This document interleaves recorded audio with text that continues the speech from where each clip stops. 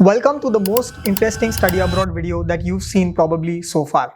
Today you're going to learn a whole lot about the study abroad process, but it's not going to be done through the typical format. We're actually going to be playing a game today, so do watch this video till the end. Hi, my name is Amya and I'm a study abroad counselor. I've helped hundreds of students get into the world's top ranked universities, and I also make YouTube videos to help students make the right study abroad choices. So if you haven't already, please do subscribe to this channel. It'll be a win-win for the both of us. Now, in today's video, we're going to be playing a game called the Game of Lies. And here's how the game actually works. I'll be explaining a series of statements. Each group of statements will have 3 sentences. And I'm going to pose this as a question to both the teams. Both the teams have buzzers and they need to identify which of the statements is actually incorrect or factually wrong.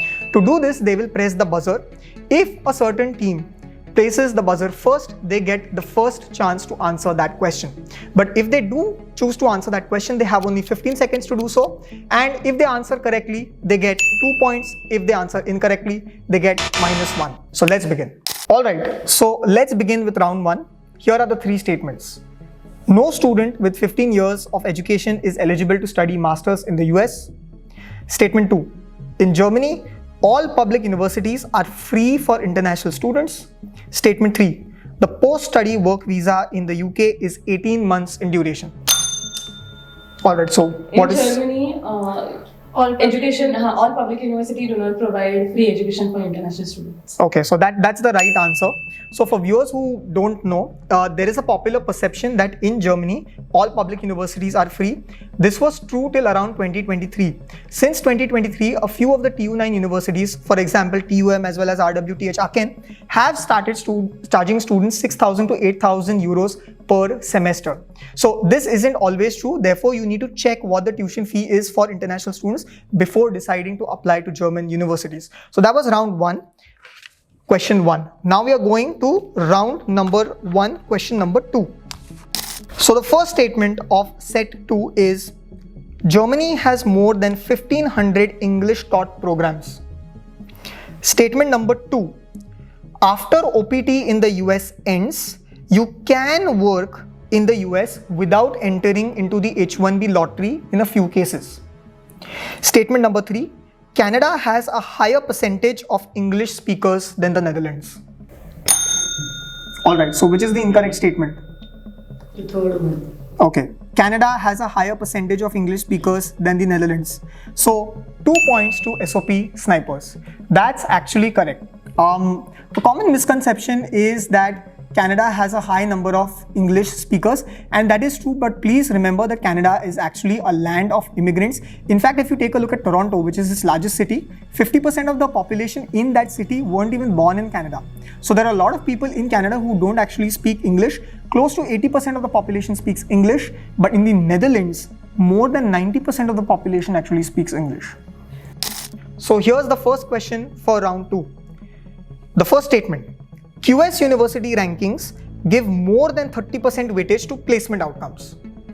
Statement number 2, Oxford is the oldest surviving university in the UK. Statement number 3, there is not a single Indian university ranked in the QS World Top 100. Statement 1. QS university rankings give more than 30% weightage to placement outcomes. Correct. So 2 points to Team SOP Snipers. So again, the QS University rankings is the most comprehensive rankings of all universities in the world. There are more than 40,000 of them, and a lot of students use the university ranking system to figure out which universities to apply to. But it is not correct for you all to put too much emphasis on this, because a high rank in the QS University World Rankings does not correlate to good placement outcomes. Actually, 50% of the weightage is on research outcomes, only 5% of the weightage is on placement outcomes. So that statement was false. Good job.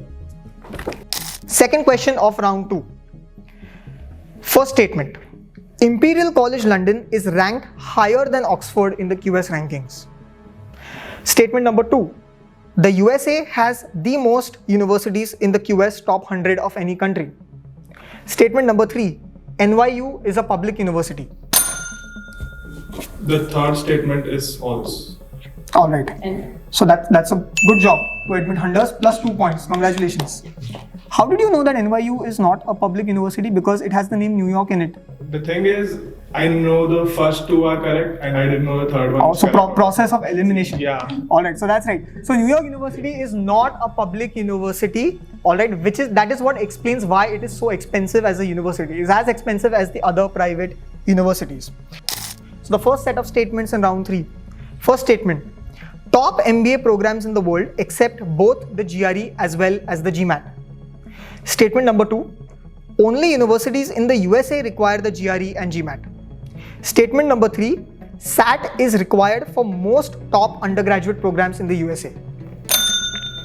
2. Alright. Only universities in the USA require the GRE and GMAT. So you are saying that that statement is false. You're correct. So, and can you tell the viewers why that statement is incorrect?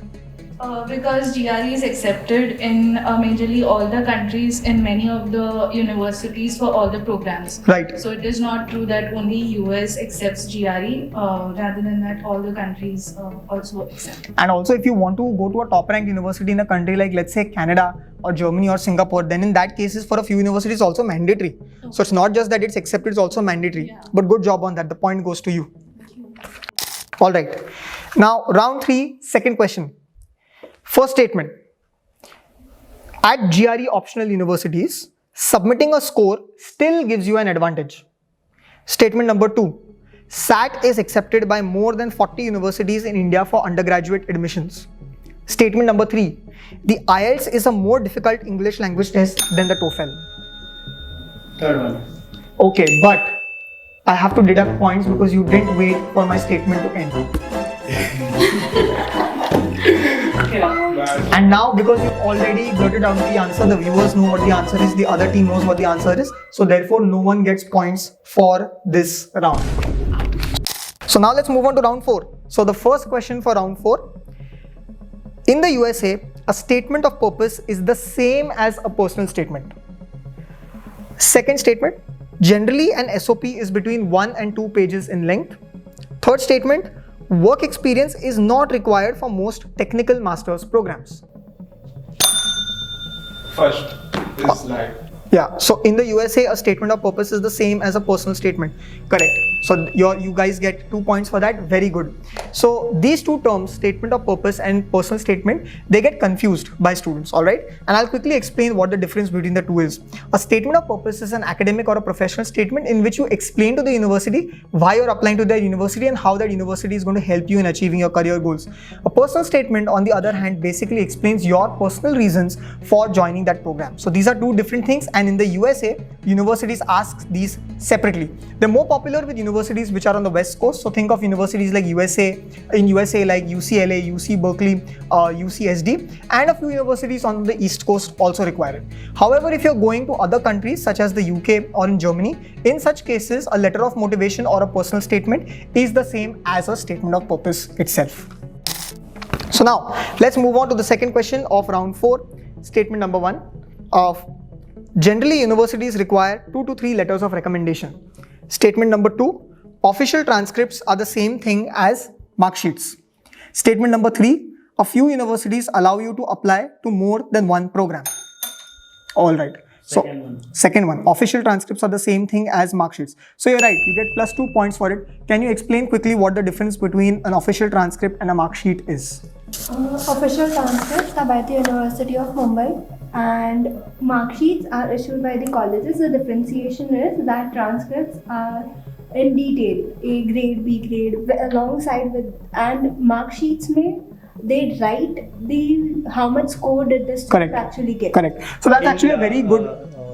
In transcripts, mostly credit hours are also mentioned. Yes, correct. So both these things are correct. So the first difference between mark sheets and transcripts is that mark sheets are given by your college, whereas the transcripts are given by your university, which was aptly explained by Siddhi. And like Prakash was saying, that the second difference is that you also have the credit hours per subject mentioned on the transcript. There's also a third difference, which is that mark sheets you typically get semester by semester.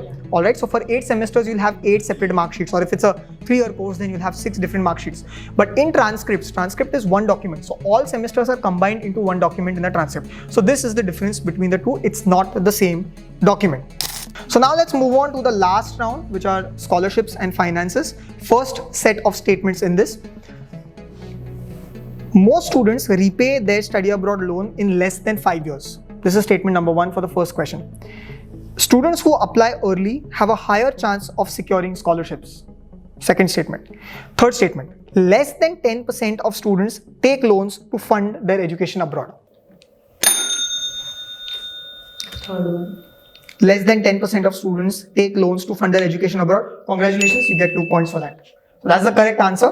So, when you think of studying abroad, most of the time students rely on scholarships, and it's good to go for scholarships, but it's important to understand that few percentage of students actually get those scholarships. Therefore, you end up taking loans to a certain extent. As per data released by the Indian government, it seems that 1 in 3 students, roughly 30-35% of the students, are actually taking some sort of study abroad loan. So don't be afraid to take a study abroad loan, because most students do end up repaying that study abroad loan in less than 5 years. And now the last question for the day, statement number 1. It is easier to get 100% scholarship in Europe than in the USA. Second statement. Students who secure TA-ships or RA-ships earn between 1 to 1.5 lakh rupees per month. Third statement. Most countries allow you to work at least 20 hours per week while studying. You all have it. SOP snipers. Which one? For the third one, most countries allow you to work at least 20. Can you just repeat your? But she already answered. So now we can't go back. Yeah. So unfortunately, that is the wrong answer. First one. First one. It is easier to get 100% scholarship in Europe than in the US. That's correct. You all get 2 points. Yes. So the way scholarships work in North America versus Europe is very different. In the United States, fewer number of students get scholarships, but the ones who do get scholarships, they can get very high percentages of scholarships. In fact, we had a student who was applying for a master's in marketing program, and she got a 100% scholarship from ASU.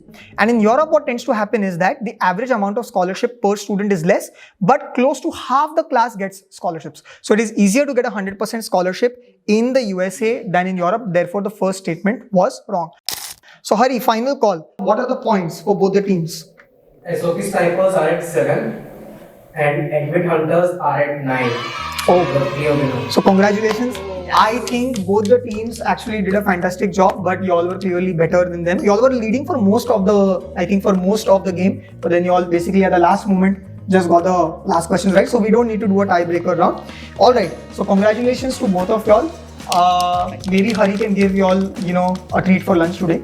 So anyway, guys, thank you for watching, guys. We hope you like this content. If you did, if you want to clarify any study abroad related queries, do let us know in the comments. We'll be happy to answer them. I'll see you in the next one. Bye. Yeah.